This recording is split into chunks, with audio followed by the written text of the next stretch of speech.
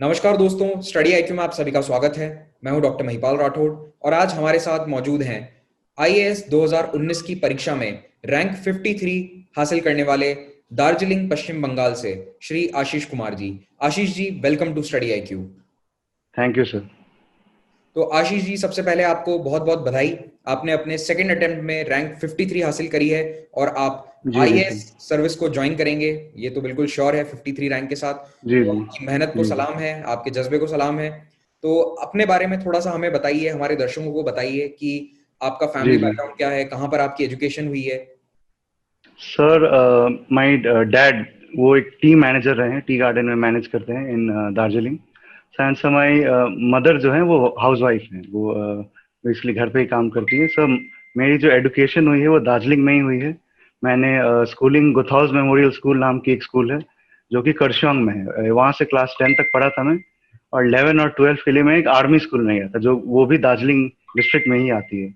Sir graduation के लिए मैं दिल्ली यूनिवर्सिटी आया था, क्योंकि मुझे लगा कि दिल्ली में काफ़ी एक्सपोजर मिलेगा मुझे, और जो मैं सिविल सर्विसेज करना चाहता हूँ उसका और मैं नॉलेज गेन कर पाऊंगा। तो सो मैंने इकोनॉमिक्स में ग्रेजुएट किया फ्रॉम शहीद भगत सिंह इन दिल्ली यूनिवर्सिटी। एंड सो उसके बाद मुझे पता था कि मुझे सिविल सर्विसेज की ही तैयारी करनी है। सो मैंने कोई प्लेसमेंट वगैरह नहीं लिया, और सो मैं I have been preparing after that. Okay, तो आप किस साल के ग्रेजुएट हैं? आपने अपनी ग्रेजुएशन किस ईयर में खत्म करी है? सो मेरी खत्म हुई थी मई 2016 में। मई 2016। ओके, तो जी जी आपने 2016 से डायरेक्टली तैयारी शुरू कर दी, तो आपका पहला जी अटेम्प्ट जी। 2017 था। सर मेरा एक्चुअली पहला अटेम्प्ट 2018 में था। 17 में कुछ प्रॉब्लम आ गई थी कि मैं नहीं दे पाया था। तो 18 पहला अटेम्प्ट था, और ये दूसरा अटेम्प्ट था। तो आशीष जी, आप 2016 में ग्रेजुएट हो गए, तो उसके बाद आपका जी पहला जी। अटेम्प्ट तो 2017 में होना चाहिए था, तो फिर ये सेकंड अटेम्प्ट कैसे हुआ आपका 19 में? सर एक्चुअली 2017 में कुछ पर्सनल प्रॉब्लम्स आ गए थे जिसकी वजह से मैं नहीं दे पाया। सो मैंने पहला 2018 में दिया और दूसरा 2019 में दिया। ओके, तो आप इस समय के दौरान आप दिल्ली में ही रहकर तैयारी कर रहे थे पूरे टाइम पर? सर पूरे टाइम में दिल्ली में नहीं था। फर्स्ट अटेम्प्ट में पूरा दिल्ली में था, और सेकंड अटेम्प्ट में मैं फॉर दी लास्ट 8 और 9 मंथ्स में घर पे ही था। ओके, तो जी जी आपने जो अपनी तैयारी करी फर्स्ट अटेम्प्ट में, आप मैं कह सकता हूँ कि 2 साल आपने लगभग तैयारी करके अपना फर्स्ट अटेम्प्ट दिया, तो आप तो बहुत अच्छे से जी जी। प्रिपेयर्ड होंगे अपने फर्स्ट अटेम्प्ट के लिए। तो आप उस अटेम्प्ट में कहाँ तक पहुंचे? प्रीलिम्स, मेंस, इंटरव्यू, किस स्टेज तक आप पहुंचे थे? सर फर्स्ट अटेम्प्ट में एक्चुअली अराउंड मैं I could study for around 1 year itself. एक एक साल बहुत ही इश्यूज रहे थे फैमिली में, so उतना मैं पढ़ाई नहीं कर पाया था। एंड सर फर्स्ट अटेम्प्ट में मैंने I couldn't clear the prelims itself sir. So वहाँ पे प्रीलिम्स में दिक्कत आ गई थी। मैं बहुत ही ज़्यादा सोर्सेज करने की कोशिश कर रहा था, जो कि मैंने रेक्टिफाई किया दूसरे अटेम्प्ट में। ओके, आप ये कह रहे हैं कि आपने बहुत सारे सोर्सेस कवर करने की कोशिश करी, तो ये मतलब जी सर। प्रिंट के सोर्सेस थे या ऑनलाइन के सोर्सेस थे? हम सभी जानते हैं कि इस वक्त हर जगह सोर्सेस की एक तरह से बाढ़ आ रखी है। तो जी इसमें सर। फिर आपने अपने सेकंड अटेम्प्ट में स्ट्रैटेजी को कैसे नैरो डाउन किया? क्या आपने कोई एक पर्टिकुलर सोर्स पकड़ लिया कि वहीं से मैं तैयारी करूंगा, या फिर आप अपने दोस्तों से पूछते थे? कैसे आप सोर्सेस को नैरो डाउन करते थे? जी sir. Sir actually sir first attempt में क्या प्रॉब्लम आया, सो दैट मैंने पहले तो previous year question papers properly analyse नहीं किए। तो मैं टेस्ट सीरीज के हिसाब से प्रिपेयर करने लगा। जो मॉक टेस्ट आते थे, मुझे लगता था अगर मुझे ये नहीं आता है, that means there is something lacking in my preparation. तो इसके वजह से सर एक ही सब्जेक्ट के लिए मैं 2 किताबें 3 किताबें करता था, और लास्ट में रिवाइज भी नहीं कर पाया, कुछ याद भी नहीं रहता था। तो मैंने फर्स्ट अटेम्प्ट के बाद प्रॉपर्ली टाइम दिया, एनालाइज किया कि मैंने क्या मिस्टेक्स की है। पहले तो मैंने प्रीवियस ईयर एनालाइज किया, और मैंने इतना देखा कि sir certain question basic concepts पे आते हैं और एप्लीकेशन ऑफ बेसिक कॉन्सेप्ट्स पे आते हैं, और वो आप किसी किताब से कर सकते हैं। अगर आपके कॉन्सेप्ट्स क्लियर है, आपको 2 3 किताब पढ़ने की जरूरत नहीं है। हर सब्जेक्ट के लिए एक किताब पढ़नी है, और उसी को आपका कॉन्सेप्ट समझना है। उसी से आप प्रीलिम्स में बेटर कर पाएंगे, और उस पर आराम से आप क्लियर कर पाएंगे। और मैंने इसी पे फोकस किया। ओके, ओके, तो सेकंड अटेम्प्ट में आपने अपने सोर्सेज को कट डाउन किया, यूज स्टक जी टू जी योर सिंगल सोर्स, और उसी को आप रिवाइज करते रहे। तो जी सेकंड जी। अटेम्प्ट में प्रीलिम्स में आपका स्कोर क्या रहा? इस वाले जो अटेम्प्ट में आपने स्कोर कैलकुलेट किया होगा, तो आप कितना स्कोर जी कर जी। पाए थे? सर एज पर दी फ्यू जो इंस्टीट्यूट्स के जो कीज आते हैं, उसके अकॉर्डिंग से it was between 112 to 116। Okay, मतलब कंफर्टेबली आप प्रीलिम्स क्लियर कर पाए, जी जी कह सकता हूँ। जी जी फिर मेंस के लिए आपने क्या तैयारी करी? मेंस के लिए आपकी स्ट्रैटेजी क्या रहती थी? जी जी। सर मेंस की तैयारी सर पहले तो थी कि जो प्रीलिम्स के लिए मैंने पढ़ा है, क्योंकि काफ़ी कॉमन आता है मेंस के साथ, जैसे कि जो लक्ष्मीकांत हम पढ़ रहे हैं, स्पेक्ट्रम पढ़ रहे हैं, वो मेंस में भी बहुत काम आती है। तो मैंने पहले तो उन्हें अच्छे से किया, और सर उसके बाद मैंने पेपर वाइज किया। सर कि GS1 में जैसे एक पार्ट हिस्ट्री होता है, तो वो मेरा ऑप्शनल था, तो सर वो वहाँ से कवर हो जाता था। और बाकी ज्योग्राफी के लिए सर मैंने क्लास 11 की जो 2 NCERTs आती हैं वो मैंने की। और सर जो रिमेनिंग पार्ट है वो हो गया आपका कल्चर हो गया। कल्चर के लिए एक मैंने नितिन सिंघानिया पढ़ी थी, और वही मैंने बार बार रिवाइज किया था। और सर जो लास्ट पार्ट जो आती है GS1 में, वो है सोसाइटी। तो सोसाइटी के लिए सर मैंने इंटरनेट से, और जो NCERT आती है सोसाइटी वाली, सो उन दोनों को कंबाइन करके मैंने अपने खुद के कंप्यूटर पे वन नोट पे नोट्स बनाए थे। तो वही मैंने GS1 के लिए किया था। और सर GS2 के लिए पॉलिटी के लिए मैंने लक्ष्मीकांत मेन बुक रखी थी, उसी को बार बार बार पढ़ा था, और आंसर राइटिंग प्रैक्टिस अकॉर्डिंगली किया था। और सर गवर्नेंस के लिए मैंने सर मार्केट से कुछ मटेरियल उठाया और इंटरनेट यूज किया, और दोनों कंबाइन करके हर टॉपिक वाइज जो भी सिलेबस में टॉपिक्स है उनके लिए मैंने शॉर्ट शॉर्ट वन नोट पे ही नोट्स बनाए। और सर आखिरी टॉपिक जो GS2 में आता है वो है IR। और IR में मैंने सर क्या किया कि मैंने पहले तो सोचे कि किस किस डायमेंशंस में IR होता है। सिक्योरिटी हो गया, डिफेंस हो गया, एनर्जी हो गया, ट्रेड हो गया, ऐसे मैंने बहुत सारे डायमेंशंस बना लिए। और अकॉर्डिंगली मैंने जो मेजर मेजर कंट्रीज है उनको उनके इस डायमेंशंस पे नोट्स बना लिए। जैसे चाइना हो गया, US हो गया, कि मेरे पास रेडीमेड मटेरियल था, ये सारा इंटरनेट से ही किया है मैंने। और सर GS3 में पहले आता है इकोनॉमिक्स। सो इकोनॉमिक्स के लिए मेरा काफ़ी हेल्प हो गया, क्योंकि मेरा ग्रेजुएशन इकोनॉमिक्स में रहा है, सो काफ़ी वहाँ से हेल्प हो गया। और जो एग्रीकल्चर वाला पोर्शन आता है सर, उसके लिए भी मैंने इंटरनेट यूज़ किया, और जो जितने भी टॉपिक्स थे उसके एकदम कंसाइज नोट्स 1.5 या 2 पेज में सबके बनाए, विद प्रॉपर एग्जांपल्स, जो कमिटीज वगैरह हैं, जो भी रिपोर्ट्स वगैरह हैं, कि प्रॉपरली वैल्यू एडिशन हो सके। तो फिर GS3 में आता है इंटरनल सिक्योरिटी। तो इसके लिए भी मैंने ऐसा ही किया, सारा इंटरनेट यूज करके, और कुछ ये मार्केट से नोट्स लेके वहां से बनाया है। और सर रह जाता है आपका GS4। तो GS4 के लिए मैंने क्या किया था सर, जितने भी टर्म्स आते हैं मैंने पहले तो उसका एक सिंपल डेफिनेशन देखा, जो कि मुझे याद रहे और मैं एग्जाम में लिख पाऊँ। और सर इन जितने भी टॉपिक्स थे एथिक्स में, उस पर सर मैं बैठ के सोचता था एक पेज लेके, कि जैसे फॉर एग्जांपल सर इंटेग्रिटी हो गया, कि मेरे लिए इंटेग्रिटी का क्या मीनिंग है, how have I shown integrity in my life, personal life में क्या एग्जांपल्स दिखाएं, हिस्ट्री में क्या एग्जांपल्स रहे हैं। ऐसे मैंने हर वर्ड के लिए 4 से 5 एग्जांपल्स तैयार किए।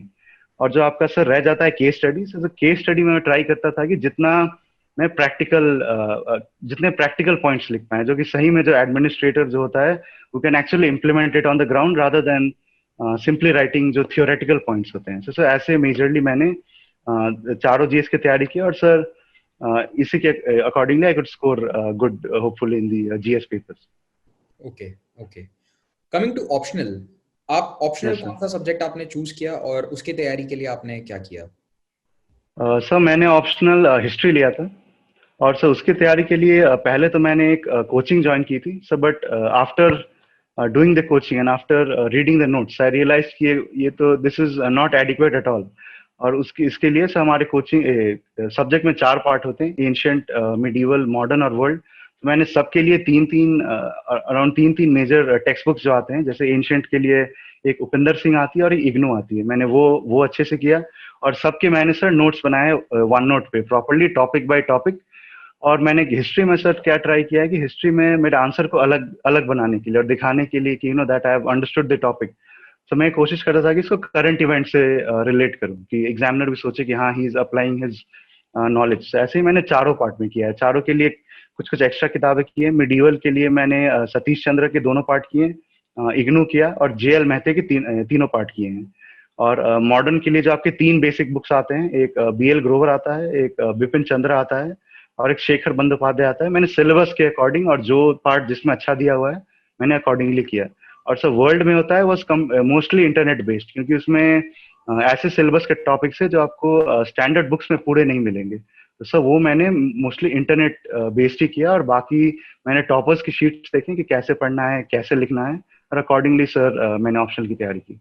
ओके, मतलब मैं एक तरह से कह सकता हूँ कि आपने जो स्टैंडर्ड बुक्स हैं उन्हीं को फॉलो किया और जो जी स्टैंडर्ड जी सर। रेफरेंस मटेरियल है उन्हीं को फॉलो किया, बट आपने सभी में अपने खुद के नोट्स बनाए, आपने सेल्फ नोट्स प्रिपेयर जी किए, जी आप किसी और के नोट्स पर डिपेंडेंट नहीं थे कि किसी जी और के जी नोट्स से मैं जी जी पढ़ना चाहूँ। तो ये मेरे ख्याल से एक जी सभी जी एस्पिरेंट्स के लिए बहुत बड़ी सीख है कि आप अपने खुद के नोट्स जी जी प्रिपेयर कीजिए, चाहे आप किताबों से पढ़ रहे हैं, लेकिन सेल्फ नोट्स का कोई भी कंपटीशन नहीं हो सकता है। सेल्फ नोट्स जी जी बेस्ट स्ट्रैटेजी। जी जी तो आशीष जी, इसके बाद आता है इंटरव्यू का स्टेज। तो इंटरव्यू जी में जी आपका एक्सपीरियंस कैसा रहा, या फिर कोई यूनिक सवाल आपसे अगर पूछे गए तो वो उसके बारे में हमें जी बताइए। जी ओवरऑल एक इंटरव्यू एक्सपीरियंस के बारे में हम जानना चाहेंगे आपके। जी जी सर मेरा इंटरव्यू था अभी कुछ दिन पहले ही 30 जुलाई को था sir. Air marshal Bhosle sir थे, उनका बोर्ड था। सर मेरा interview was mostly on expected lines. Around 35 question में मुझसे पूछे गए और अराउंड 40 मिनट की इंटरव्यू थी। तो सर मेरे इंटरव्यू में सर आधे क्वेश्चन इकोनॉमिक्स से थे, जो कि मेरा ग्रेजुएशन है। एंड सर काफ़ी एक्सपेक्टेड लाइंस पे रहे। जैसे मेरा हॉबी, मैंने फुटबॉल डाला है, तो फुटबॉल पे क्वेश्चन थे कि क्यों फुटबॉल नॉर्थ ईस्ट और वेस्ट बंगाल में पॉपुलर है, क्यों बाकी के इंडिया में पॉपुलर नहीं है। अगर आप एडमिनिस्ट्रेटर हो, आप कैसे फुटबॉल को प्रमोट करेंगे अपने डिस्ट्रिक्ट में। तो ये मैंने पहले से ब्रेनस्टॉर्म करके मैं खुद सोच के मैंने रखा था। और सर कुछ मेरे से पर्सनैलिटी बेस्ड क्वेश्चंस पूछे गए कि आपके क्या क्या क्वालिटीज हैं, आपने ये क्वालिटीज कब कब डेवलप किए हैं, आपने लाइफ में दिखाया है कि नहीं, इसके आप हमें एग्जाम्पल्स बताओ।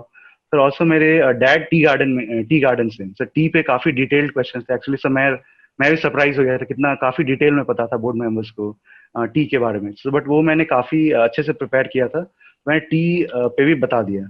और सर इकोनॉमी पे बहुत क्वेश्चन थे, थोड़े थियोरेटिकल थे ग्रेजुएशन वाले, कि ट्रिकल डाउन इफेक्ट क्या होता है और केन्स ने क्या बोला था, या ये सब पूछा गया था कि रूरल इकोनॉमी इंपॉर्टेंट है कि नहीं, ये सब पूछा गया। सर ये सब इकोनॉमिक्स मेरा कंफर्ट जोन है and I could answer them very well. और उसके बाद सर कुछ स्ट्रेस क्वेश्चन थे, कुछ इकोनॉमिक्स में कुछ मुश्किल मुश्किल क्वेश्चन थे जहाँ की काफी काउंटर क्वेश्चनिंग हुई, स्पेशली विद द चेयरमैन। एक क्वेश्चन था रिगार्डिंग कि चाइना ग्रोथ स्ट्रेटजी क्या था, कि उसने लेबर इंटेंसिव प्रोडक्ट के साथ स्टार्ट किया और वो ग्लोबल सप्लाई चेन्स में इंटीग्रेट हो गए। और सर ने बोला कि चाइना ऐसा कर रही है तो हमें भी ऐसा क्यों करना चाहिए, हम उनके 30 साल पीछे रह जाएंगे ग्रोथ में। Why shouldn't we move directly towards producing quality goods. तो इस पे थोड़ी काफी क्रॉस क्वेश्चनिंग हुई, but I remained calm throughout the interview and I think sir that work for me. I never panic. पूरे 40 minute जो भी वो बोल रहे थे आराम से आंसर किया। और सर एक और सेट ऑफ क्वेश्चंस और ऑन वुमेन पे भी काफी क्वेश्चंस पूछे गए। जैसे मेरे से पूछा गया कि वेस्ट बंगाल में विडोज का why is there condition bad. I was asked that. Then I was also asked, if you are made a DM, how will you improve women's education? And ma'am said कि I'm specifically talking about women who are 30 plus, 40 plus या 50 plus. तो इस पे भी मैंने कोशिश किया interview में कि जितना मैं प्रैक्टिकल पॉइंट्स दे पाऊँ, जितना कम थियोरेटिकल मैं दिखाऊं, कि that I have analysed what I have studied and I am not simply mugging up what I have studied. For examples आपको बताता हूँ। जैसे इस क्वेश्चन में मैंने क्या आंसर किया था कि सर पहले मैं ट्राई करूंगा कि जो टेलीविजन है, जो टेली एजुकेशन है, जो गवर्नमेंट ने वेरियस चैनल्स खोली हैं, उनका यूज किया जाए वुमेन को पढ़ाने के लिए। सेकेंडली से मैंने यही बोला लोकल वॉलंटियर्स का यूज कर सकते हैं, जो आसपास के कॉलेज के स्टूडेंट्स हैं या इंस्टीट्यूट्स के हैं, जो वुमेन को पढ़ा सकें। और थर्डली सर मैंने ये भी बोला कि जो बच्चे जिनको पढ़ाया जा रहा है प्राइमरी स्कूल में, वो अपने जाके मम्मी को या ग्रैंड मदर को पढ़ा सकती हैं। तो ऐसे मैंने ट्राई किया कि बहुत ही प्रैक्टिकल आंसर रखूं। और मैं I was very calm throughout the interview and sir probably इसी की वजह से I did well in the interview. Okay, okay. जब रिजल्ट आया तो आप तो केवल 5 दिन पहले ही आपने इंटरव्यू दिया था और उसके बाद रिजल्ट आ गया, जी जी तो आप कैसा महसूस जी कर जी रहे हैं? और आप अभी तक दिल्ली में ही हैं, तो आपके लिए जी जी ये कैसा रह रहा है? क्योंकि आप फैमिली से दूर हैं इस वक्त, तो इसलिए मैं आपसे पूछ रहा हूँ ये जी सवाल। जी जी जी सर जब रिजल्ट आया तो मैंने एक्चुअली खुद चेक नहीं किया था, मैं उस वक्त सोया हुआ था। तो मेरे फ्रेंड ने कॉल किया कि भाई आपका शायद 53 रैंक आया। तो मैंने बोला कि भाई क्यों मजाक कर रहे हो। मैंने फिर से चेक किया, मैंने यूपीएससी वेबसाइट पे गया, फिर मैं देखा सही में 53 रैंक है। सर फिर भी मुझे विश्वास नहीं हुआ, तो मैंने अपने डैफ में देखा कि अच्छा सही रोल नंबर है कि नहीं। तो उसके बाद पता चला कि हाँ सही में मैं ही हूँ। तो पहले तो काफी रिलीफ मिला कि साइकिल से बाहर हूँ, बार बार बार यही इसी एग्जाम पे नहीं देना है, that I am through to the IAS. और से ज्यादा खुशी इस बात की मिली कि जो मेरे पेरेंट्स थे, जिन्होंने बहुत लाइफ में सैक्रिफाइस किया है मुझे पढ़ाने के लिए और जो बेस्ट फैसिलिटीज दी हैं, और जो मेरे वेल विशिंग फ्रेंड्स थे जो चाहते थे कि मैं हमेशा अच्छा करूँ, तो उनकी खुशी देख के मुझे बहुत खुशी हुई। बट ऑल्सो मैंने ये भी रियलाइज किया है कि ये अंत नहीं सर, ये शुरुआत है। मुझे एक बहुत ही I am one of the very few people to get this opportunity to serve the nation, और मेरे ऊपर बहुत ही ज्यादा रिस्पॉन्सिबिलिटी आ गई है। एंड सर मैं यही कोशिश करूंगा कि that I do well in this service also, कि वहाँ भी मैं अच्छा काम करूँ। And sir now there is a more a sense of responsibility as well as relaxation for a few days, कि सर अब फिर से I do not have to prepare more for this exam. Okay, okay. किसी expectation के साथ आप जा रहे हैं सर्विस में कि आपका ये पर्टिकुलर टारगेट है, उस एरिया में आपको काम करना है, ऐसी कोई उम्मीद आपकी आईएएस सर्विस से? सर इंडिया में सर उम्मीद रखना मुश्किल है, क्योंकि इतना डाइवर्स हमारा कंट्री है सर, हर डिस्ट्रिक्ट के अलग प्रॉब्लम्स हैं। सर जो डिस्ट्रिक्ट में I am posted what ever, पहले तो I will see what issues the district has, and accordingly sir मैं वहाँ काम करने की कोशिश करूंगा। बट सर अगर कुछ कॉमन दिक्कतें देखी जाए जो हमारे डिस्ट्रिक्ट्स में है, सर मैं I would sir mainly like to work in the education field, की जो प्राइमरी एजुकेशन है वो इम्प्रूव किया जा सके। सो मैं उस फील्ड में काम करना चाहता हूँ mainly. Okay, okay. Ashish ji, मैं उम्मीद करता हूँ कि आपको आपका होम कार्डर अलॉट हो, वेस्ट बंगाल कार्डर, जी जी, एंड आप धन्यवाद सर। अपने ड्रीम फील्ड एजुकेशन में काम कर सकें। तो बहुत अच्छा जी लगा सर। हमें आपसे बात करके, और जी जी, मुझे पूरी थैंक यू उम्मीद सर। है कि वेस्ट बंगाल के, दार्जिलिंग के और पूरे भारत के कई युवा आपको जानकर, आपके बारे में सुनकर इंस्पायर होंगे। इसी के साथ जी हम सर। आपसे, आप सभी दर्शकों से अलविदा लेते हैं। Thank you for taking out the time for us Ashish ji. Thank you very much for being on Study IQ. Thank you sir.